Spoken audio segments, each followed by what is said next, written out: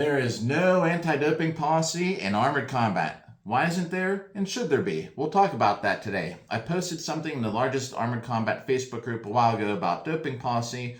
I'll share some of the better comments I got on screen and we'll talk about those. I'll give you my opinion on the subject and give me your opinion on the subject down there in the comments. And while you're at it, give a like, maybe share the video. It only helps the Bacha tonight beat the YouTube algorithm. 20 years ago, I was pretty big, as you can see in these pictures right here on the screen with that flip phone. Oh my gosh, 20 years goes by so fast. So that is because I did a couple cycles of something. And ever since then, I've had a positive view on PEDs. I haven't done them in 20 years, mind you, right? Except for one time when I posted in that Facebook group because I planned on doing something because I had a nagging injury. And guess what? I did something and I believe that it helped promote my healing. So I think there's a benefit to steroids. This video is not to promote steroids, not to tell you to do any kind of illegal drugs. It is also not to condone them. But I will tell you my opinion for steroids and things like that is positive. One thing that really grinds my gears or nicks my longsword is that there's so many things in this country marketed to people that aren't even FDA approved to lose weight, get ripped, get big. And that stuff is garbage and not worth the money. There's nothing like the real thing. I'm telling anyone out there, don't waste your time. Just train well, eat right, do your thing, and you'll get gains with or without those stupid products. My Facebook right now, for example, is just bombarded with some stupid dad bod blaster stack. It's all this stuff that doesn't do anything. But they market it, and it's allowed, it's legal, right? America has like one of the highest obesity rates in the world. Everyone is like, lose weight, take this, take that, and it's marketed and sold legally. However, if you do anything to get big, get better, evil person, bad person, illegal, asterisk. You're marked with an asterisk. Remember an asterisk. Remember the baseball home run thing back in the day? Well, that really just grinds my gears. And that is why I have an increased positive opinion on PEDs. I just feel like that's really unfair.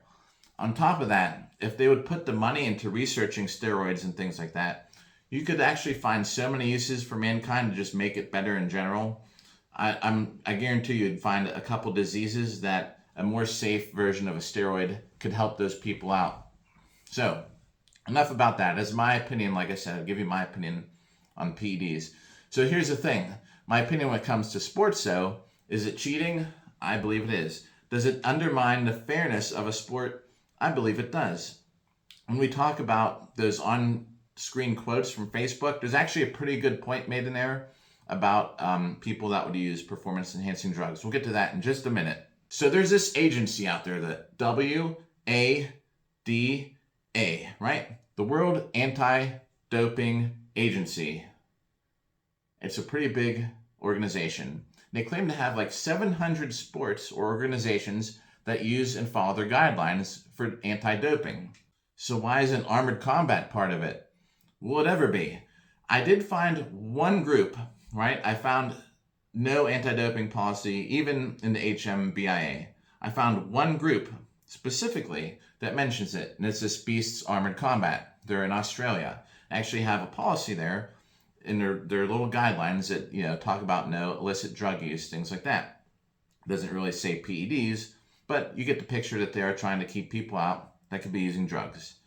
Now, how does drugs get found in your body? You pee into a cup or something like that, right? Blood work, depending on what your kind of meds you're looking for, and that costs money. This sport has no money. We fight for fun. We rarely make any money. I got $30 one night for winning a pro fight. And I took the turnpike home. It didn't even cover the whole turnpike trip. Oh man, so we're broke. Do you think that the sport could afford something like that? This sport is just like an amateur sport. I'm still surprised how many people say, what do you do? When I show them, like, oh my gosh, that's a thing? We're just like a bunch of dudes in armor beating the crap out of each other. So the WADA says the most abused sports comes down like bodybuilding, cycling, like track and field, and weightlifting, which is like bodybuilding, right?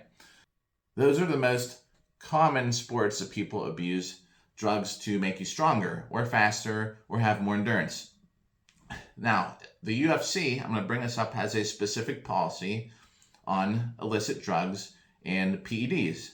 They have an anti-doping policy. UFC is probably the closest sport to what we do. In fact, a hashtag everyone uses now is Armored MMA. Baseball, you're hitting a ball. Armored combat, you're hitting someone in the head, right? So, is that safe in this sport? There are a lot of people just naturally bigger.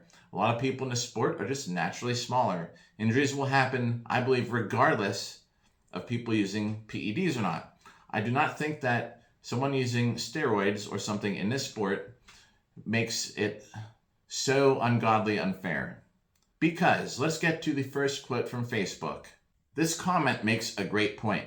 Marshals in this sport are very keen on safety. If someone is a hazard, we'll know, they'll know, and you won't be able to enter the competition. If there's anyone out there that's a bad apple, you stick out like a sore thumb, and there have been people over the years that just got booted because they're nuts or things like that. They're just unsafe. People that weren't able to play around with hitting people with axes because they're a safety hazard.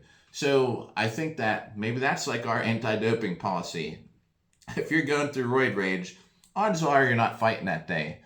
So marshals do actually vet people before they go in at the event, in their head at least, to see if someone is acting odd or not okay to participate. I'm sure that they'd not be allowed to play that day. And if it keeps up, I'm sure they get booted and he will never fight in armor again. This next comment is so true. It's just like what I said a little bit ago, that I won $30 in a pro fight. I took the turnpike home. It didn't even cover the whole trip. We don't make any money in this sport. It's not like we're really fighting for anything. We are fighting, of course, for prizes in recognition and reputation, like at these big events like the national qualifiers overseas when we go overseas. But basically, there's no money in this sport. You'd never even be able to afford testing everyone in this sport. The only way you're ever going to have testing in this sport is if it becomes something like where we're going to get into the Olympics. It's pretty much a huge organization, pre-COVID, pre-war, Ukraine-Russia war. I think that it was very much on the verge to being something that was going to break out and be like almost like a professional sport. We were set back years until we'll actually be some legit sport. It could happen one day. It'll probably be long after I'm gone. One day there could be some kind of anti-doping policy, but it needs to be a lot more professional. You need to be watching this on ESPN on Sundays, just with what you do with football, or it has to be accepted into the Olympics or something like that. How effective would PEDs be in this sport anyway? I think if you took something for endurance, it would definitely benefit. Strength, oh yeah, obviously there's benefits to that. But this quote right here is actually just perfect too. There are so many people in this sport that are just good that will take you down no matter what you're on. I honestly think that the top level people in this sport could beat anyone who's on a performance enhancing drug. And I don't even know if anyone in this sport uses it. You know, there's probably a couple that do, I'm sure they do, but for the most part, it's just average people. We have day jobs, we go to work, we go do this for fun, we go back to work. You know, we're not using drugs or performance enhancing drugs. Besides, like I said, no one can even afford armor. You think someone's going to be able to afford $5,000 a month cycles just to excel in this sport? And if you're the best at it, what do you get? Some recognition. It's not like you're winning anything. The benefit that you would get for taking steroids or something, you could end up right flat on your back by any great skilled fighter that's been doing this sport for a while. So I don't think that, I think that's a good quote right there that you're reading on the screen. I'm 44. There's a day that I'm going to probably use TRT. As soon as I found out my testosterone levels dropped, as I found out they were pretty low a while ago, actually like drastically low. But I fixed it, you know, with getting more sleep actually was probably the biggest thing. I was working 6 nights a week, 12-hour shifts. My T levels were in the tanks. Since I stopped, and I've been just making sure I eat right, sleep right, they're back to normal. But one day they're going to drop off the face of the earth again. I'm going to be on TRT. Like this quote right here, there's so many people that are playing this sport in their 40s, 50s. And I'm sure that if they don't, they should get on it because for your health, have your hormones right. But I'm sure that there's people that do TRT and things like that. If it's run by a doctor and a medical professional, it's not going to be outrageously high anyway. It's just going to be at your peak, in your older age for your testosterone levels. So I don't really think that's a big deal in general, but I wanted to point that out because I'm 44 and I'm getting there myself.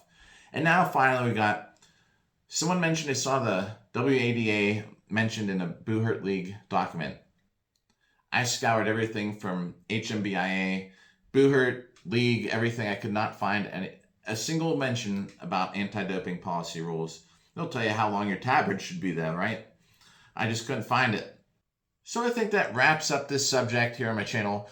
We covered why we don't test for drugs, PEDs in armored combat, what might ever make that happen. I gave you my opinion. Like I said, I have a favorable opinion on them, but I do believe that using them in a sport versus other people is cheating. If it's your own personal use because you think that they make you better overall, I don't have a problem with it. Like I said, I'm not condoning them. I'm not promoting them. And then I gave you an example, I actually used them kind of recently to help a nagging injury, and I believe it worked. And I also talked about some of those awesome quotes I got off my Facebook post. I hope you enjoyed it. If you haven't left a comment already, it's not too late. It's not too late to like it, to help the Bacha tonight beat the YouTube algorithm. And that just helps further information on our sport.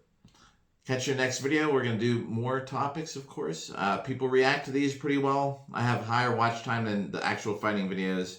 And sometimes people leave more likes on these videos than actual fighting videos. So expect some more content.